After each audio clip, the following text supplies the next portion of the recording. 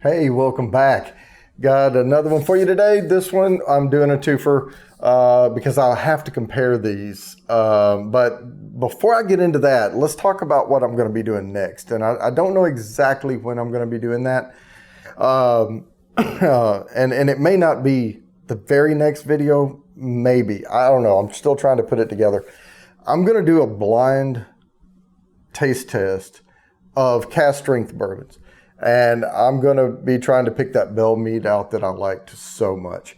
So, but today we're going to be doing the knobs, and we'll get into it right after this.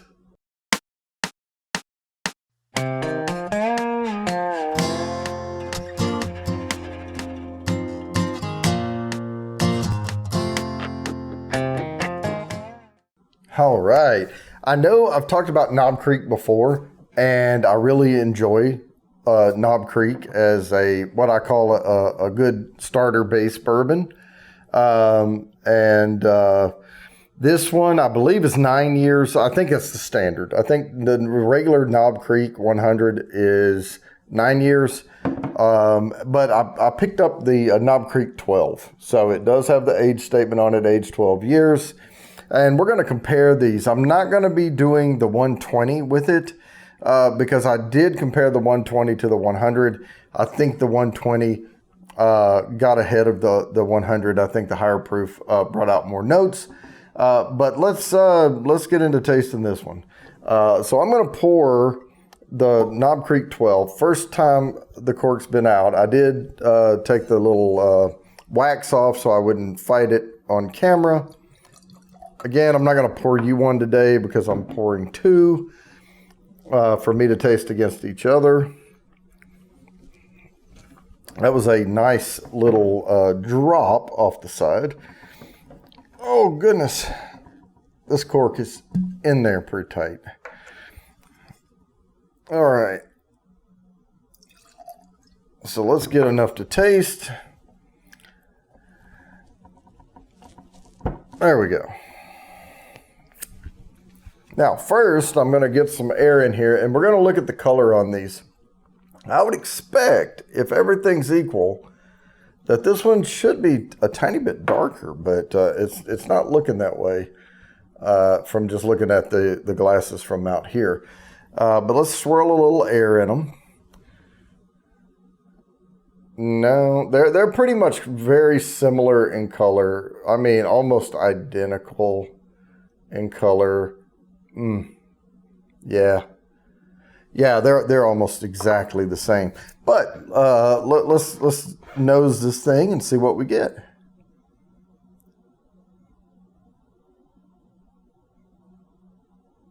Okay, and of course it's Knob Creek, so I'm getting the vanilla and the caramelly apple forward on it. You know what? I think so. Wow, yeah. Yep, the 12 has a softer nose on it. I mean, it's similar notes, but man, this one's coming across a little brighter on the nose, a little punchier, even though they're the same 100 proof. Yep, this one has the little, what I call sparkles, to it. Yeah, this one's a lot softer on the nose. But since we haven't tried the 12 before, I'm going to go ahead and sip it first. Get that first sip out of the way. Before we do that, let's look at the legs. Let's see. Pretty similar. Yep, very similar on the legs. Same, probably mash bill and everything.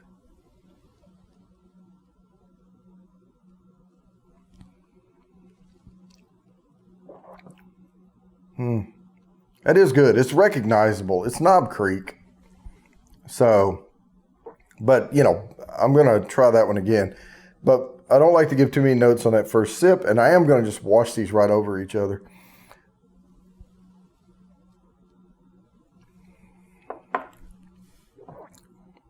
It spreads pretty good. Man, that's got a good little sweetness down the middle.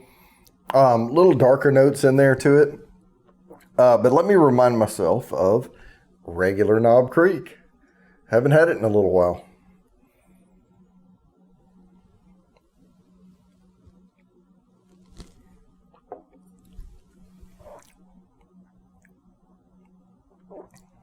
Very similar. Very similar. Hang on. Is it worth 3 more years?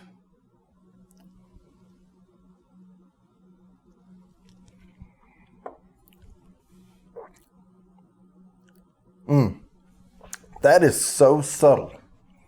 I'm having a tough time finding a difference between these two. The color is the same. The legs are the same. The nose over here was a little softer. This one's a little punchier. It's almost like there's this underlying little menthol note, you know, when it's that bright on the nose.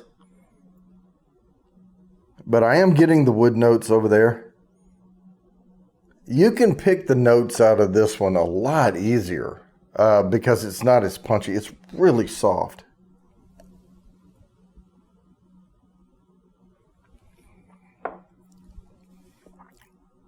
And I do think it is mellower on the tongue. I think a little bit smoother, you know, what we would call smooth. It doesn't bite, and you can taste all of those notes through the spectrum.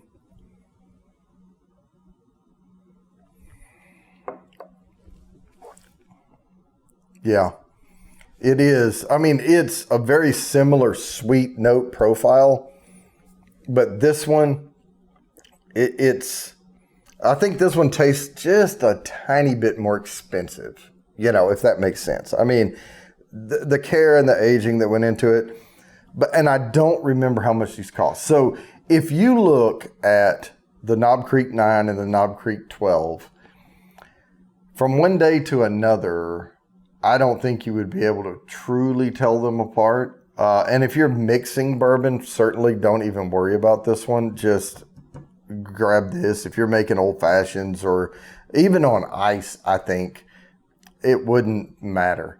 I think the only time it's going to matter is if you drink them neat from snifters. And I think that's it. I think if I put ice in this, both of them, I wouldn't be able to tell them apart. It is so subtle.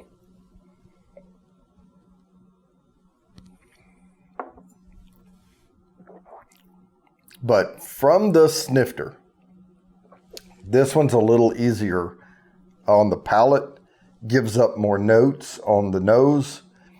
Other than that, this one's a little brighter, punchier on the nose and a little sharper on the tongue.